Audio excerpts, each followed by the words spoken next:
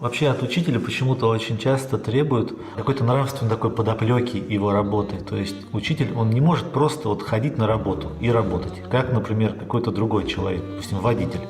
Вот, то есть если ты работаешь учителем, значит, ты работаешь не просто так, значит, что-то тебя в эту работу привело такое особенное.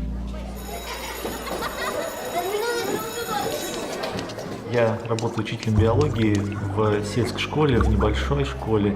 Несколько лет назад на зимних каникулах мы с несколькими моими учениками поехали в Москву для участия в зимней школе. Московские ребята, они приготовили для нас игру, которая называлась «Московские штучки». Это был некий такой квест, в ходе которого мы должны были познакомиться с жизнью продвинутой московской молодежи, как они это назвали. Посетить антикафе, узнать, кто такие хипстеры, зачекиниться.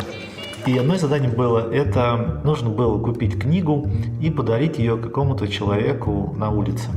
Вот, мы купили книгу «12 стульев» Ильфа и Петрова и решили подарить ее кому-то из людей, гуляющих на Старом Арбате. Дети пошли, я остался слушать уличных музыкантов. Прошло 10 минут, 15, 20.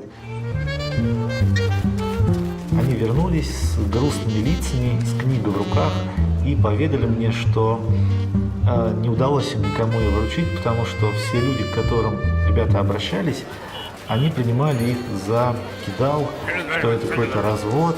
Они столкнулись с тем, что люди могут не доверять друг другу. Я сказал: эх вы, не умеете вы к людям обращаться с просьбами. Взял книгу, подошел к одной молодой паре, потом к пожилой паре.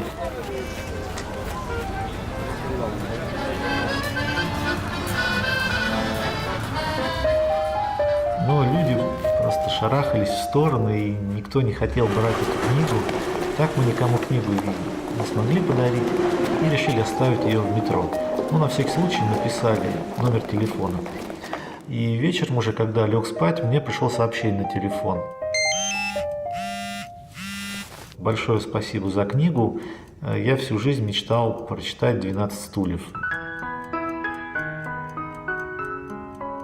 Своим ребятам я сказал, что, ребята, вы должны быть к этому готовы, что большой город, он живет по своим законам, не совсем по таким, по которым живем мы, где-то в маленьком селе. Люди в городе, они на самом деле неплохие, просто они более закрыты, наверное, к душевному контакту.